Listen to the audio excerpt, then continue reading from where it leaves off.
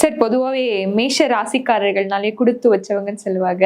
So இந்த ஜென்மத்துல மேஷ ராசிக்காரர்களா பிறந்தவர்களுக்கு என்னென்ன சிறப்புகள் இருக்குன்னு தெரிஞ்சுக்கலாமா சார்? கண்டிப்பா. பொதுவா ஒவ்வொரு ராசிக்கும் இந்த பிறவியில இதுதான் தலையெழுத்து, இந்த ராசிக்காரங்கள் இப்படித்தான் இருப்பாங்க, இந்த குணங்கள் இப்படித்தான் இருக்கும், என்னென்ன பாதிப்புகள் இருக்கும், என்னென்ன சாதனை செய்வார்கள் அப்படின்னு ஒவ்வொரு ராசிக்குமே இந்த பிரம்ம சாஸ்திரத்துல ஒரு தலையெழுத்துன்னு ஒண்ணு இருக்கு. முன்னாடியே முடிவு பண்ணிடுவாங்க இந்த ராசியில தான் ஒரு தலையெழுத்துன்னு ஒண்ணு இருக்கு. இப்படித்தான் அவங்க லைஃப் அப்படின்னு ஒரு தலையெழுத்து இருக்கு. அது கண்டிப்பா ஒவ்வொரு ராசிக்கும் ஒரு குணங்கள் இருக்கு. கண்டிப்பா கண்டிப்பா ஒவ்வொரு ராசிக்குமே குணங்கள் அந்த இடத்துக்குரிய ஒரு பலன்கள் இருக்கு. அப்ப மேசம் அப்படின்னா காலபுருஷ தத்துவத்திற்கு முதல் ராசி சிரசு, தலை. அதாவது நம்ம பலன் பார்ப்பதற்கு அந்த லக்னத்தை தலையை எடுத்துக்கிறோம். சிரசு தலை, முதல் லக்னம் என்பது தலை.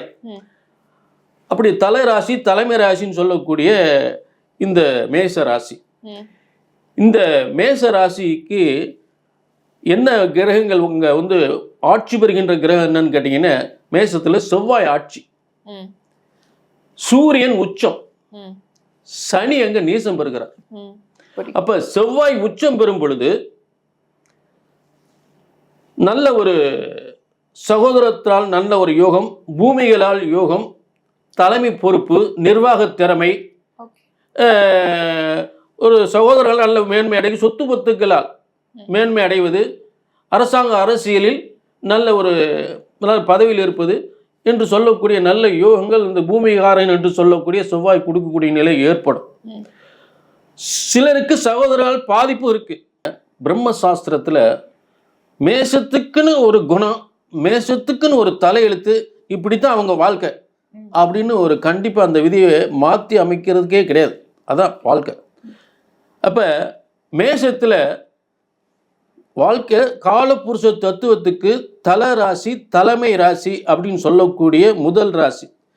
அதாவது மேசம் என்றால் தலை, சிரசு.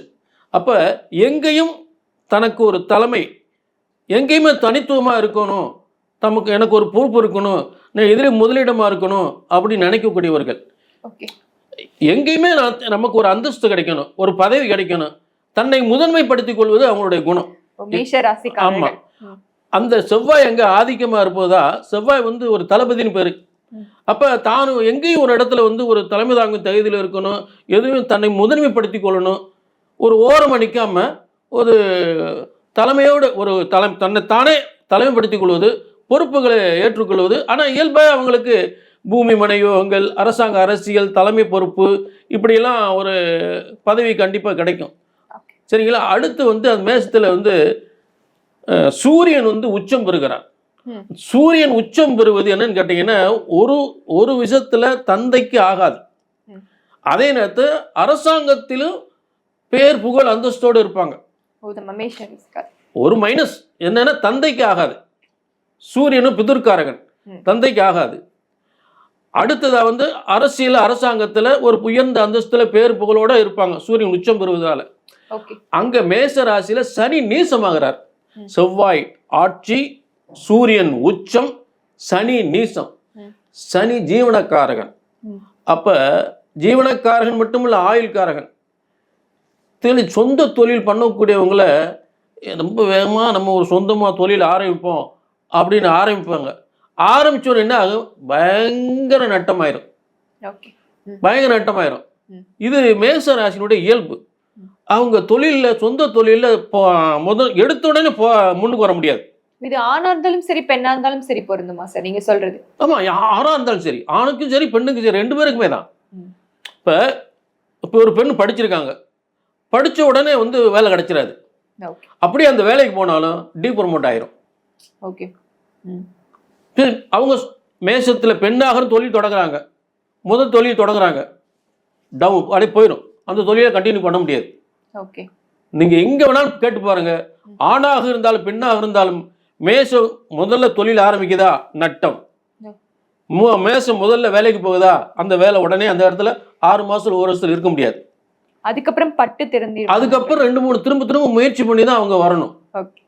அடுத்தது சொந்த தொழில் பண்ணாலும் அடிக்கடி தொழிலை மாற்றக்கூடிய நிலை ஏற்படும்.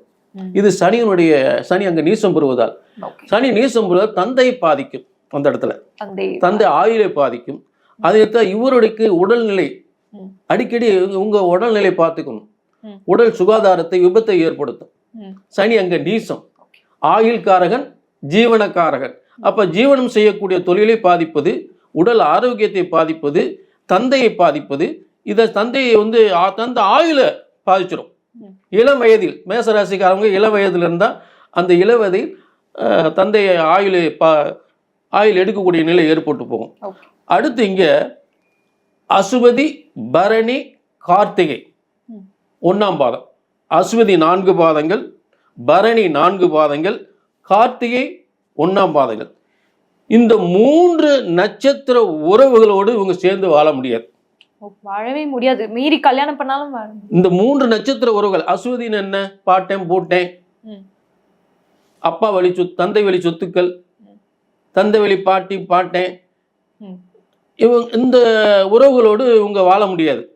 ஆனா இந்த உறவுகளை தவிர்த்து இருந்தால் தான் அவங்க வெற்றி பெற முடியும். ஊர் விட்டு ஊர் வந்துடணும். சொந்த மண்ணில் இருந்தாலும் தாய் தப்பனை விட்டு வெளியே வந்துடணும்.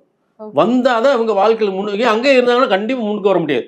அம்மா அப்பா சப்போர்ட் இருக்காதா? அப்போ அம்மா அப்பா சப்போர்ட் இருக்கும், இருந்தாலும் அம்மா அப்பா கூட சேர்ந்து இருந்து வாழ முடியாது. நீ எங்க வேணா மேசராசியை கேட்டு பாருங்க, அம்மா அப்பாவோட இருந்தாங்கன்னா 0. அடுத்து பரணி நட்சத்திரம் இருக்கு.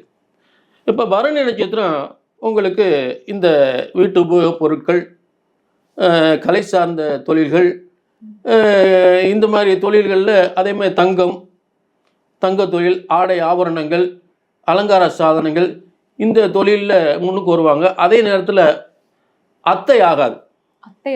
பரணின்னு சுக்கிரன், அத்தையோட போராடிக்கிட்டு இருக்கணும். அடுத்து மனைவி, சுக்கிரன் கலஸ்திரக்காரகன். மனைவியோடு அதாவது ஆணாக இருந்தால் மனைவியோடு போராடணும், பெண்ணாக இருந்தால் கணவனோடு போராடணும். இப்படி ஒரு அசுவதி, பரணி, கார்த்திகை. கார்த்திகை சூரியனோட நட்சத்திரம், புதூர்காரகன். அது ஏற்கனவே சொல்லி அப்பா ஆகாது, அப்பா ஆகாது. அப்பா விட்டு பிரிய வேண்டிய சூழ்நிலை வந்துடும். ஆக இந்த மேச ராசிக்காரர்கள் உறவுகள், அந்த நட்சத்திர உறவுகளோடு சேர்ந்து வாழ முடியாது. அந்த உறவுகளை பிரிந்தால்தான் இவங்க வாழ்க்கையில முன்னேற்றம் கிடைக்கும். இதுதான் தலை எழுத்து. புரிஞ்சுட்டீங்களா? ஆக அடுத்ததாக மேஷத்துல சூரியன் இருக்கு வச்சுங்க. மேஷத்துல சூரியன் தந்தையால, அதாவது தந்தையோட நீங்க முதல்ல கேட்டீங்கல்ல, அப்பா சேர்ந்து அப்பாவுடைய ஆதரவு வேணும், அப்பாவோட சேர்ந்து இருப்பாங்க, எப்படி வர முடியும்னு கேட்டீங்க இல்லையா? அப்ப அப்படி இருந்தாங்கன்னா அப்பாவால அடிக்கடி, அப்பாவுக்கும் பிள்ளைக்கும் அடிக்கடி சண்டை வரும். அப்பாவுக்கும் பிள்ளைக்கும் அடிக்கடி சண்டை வரும், பிரச்சனைகள் அதிகமா இருக்கும். அப்ப இந்த எப்படா அந்த வீட்டை விட்டு வெளியே வருவோம் அப்படின்னு நினைக்க வேண்டிய சூழ்நிலை வந்துடும். அந்த வயது வந்தோன்னு கொஞ்சம் படிச்சு அதாவது ஸ்கூலுக்கு போன காலத்துலேருந்து, படிக்கிற காலத்துலேருந்து, காலேஜுக்கு போகிற காலத்துலேருந்து, ஒரு உத்தியோகம் பார்க்குற காலத்து வரைக்கும் அப்பாவுக்கும் பிள்ளைக்கும் சண்டை வந்துக்கிட்டே இருக்கும். சூரியன் அந்த இடத்துல இருந்தால் இந்த பிரச்சனை கொடுத்துக்கிட்டே இருக்கும்.